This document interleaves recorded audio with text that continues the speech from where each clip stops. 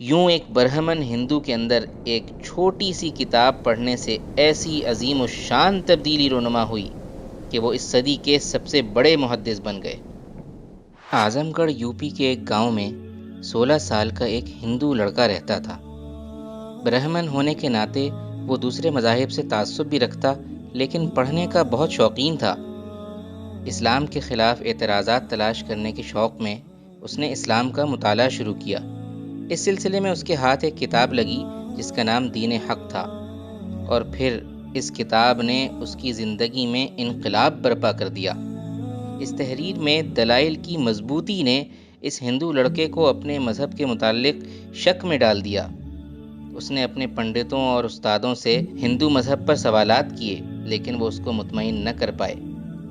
چنانچہ اس لڑکے کو اسلام کے متعلق جاننے کا مزید شوق پیدا ہو گیا، اور اس نے اعظم گڑھ میں جماعت اسلامی کے تحت ہونے والے ہفتہ وار درس قرآن میں شامل ہونا شروع کر دیا اور مزید کتابیں پڑھنا شروع کر دیں۔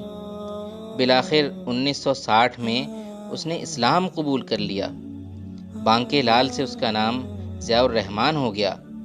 اس لڑکے کو اللہ نے اپنے کام کے لیے پسند فرما لیا۔ قرآن سے شغف پیدا ہوا۔ ابتدائی دینی تعلیم اور عربی جنوبی ہند کے ایک مدرسے سے سیکھی۔ اسی دوران ضیاء الرحمن کو مدینہ کی جامعہ اسلامیہ میں داخلہ مل گیا۔ اس کے بعد ماسٹرز ام القریٰ یونیورسٹی مکہ سے، جبکہ پی ایچ ڈی الازہر یونیورسٹی مصر سے مکمل کی۔ وہ مدینہ کی جامعہ اسلامیہ میں استاد مقرر ہوئے اور ڈین آف فیکلٹی آف حدیث تک بنا دیے گئے۔ انہیں ان کی علمی خدمات کے اعتراف کے طور پر مسجد نبوی میں مدرس مقرر کیا گیا اور سعودی عرب کی اعزازی شہریت بھی دی گئی۔ یوں ایک برہمن ہندو کے اندر ایک چھوٹی سی کتاب پڑھنے سے ایسی عظیم الشان تبدیلی رونما ہوئی کہ وہ اس صدی کے سب سے بڑے محدث بن گئے۔ ان کا یہ سفر انتہائی حیران کن اور معجزاتی ہے۔ انہوں نے حدیث کے علوم پر کئی کتابیں تحریر کی ہیں، لیکن ان کی ایک کتاب الجامع الکامل فی الحدیث الصحیح الشامل کو عالم اسلام کی منفرد کتاب ہونے کا اعزاز حاصل ہوا ہے۔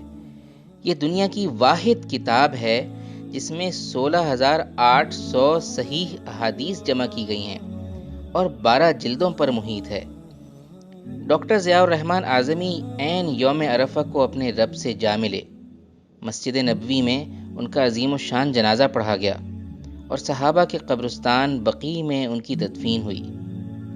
ایک متعصب ہندو کو جہنم کے رستے سے بچا کر جنت کا راہی بنانے والی کتاب دین حق سید ابو العلا مودودی نے تحریر کی۔ سید مودودی کی کتب کا فیض آج بھی جاری ہے اور ان گنت بھٹکے ہوئے انسان راہ ہدایت پا رہے ہیں۔ یہ سب لوگ روز قیامت اللہ کے حضور گواہی دیں گے کہ اگر ہم آج آپ کے حضور کامیاب ہوئے ہیں تو اس میں سید مودودی کی انقلابی کتابوں کا بڑا دخل ہے۔ آپ بھی ان تحاریر سے محروم نہ رہیے اور اپنے دین کو سمجھنے کے لیے ان کتابوں کا مطالعہ ضرور کیجیے۔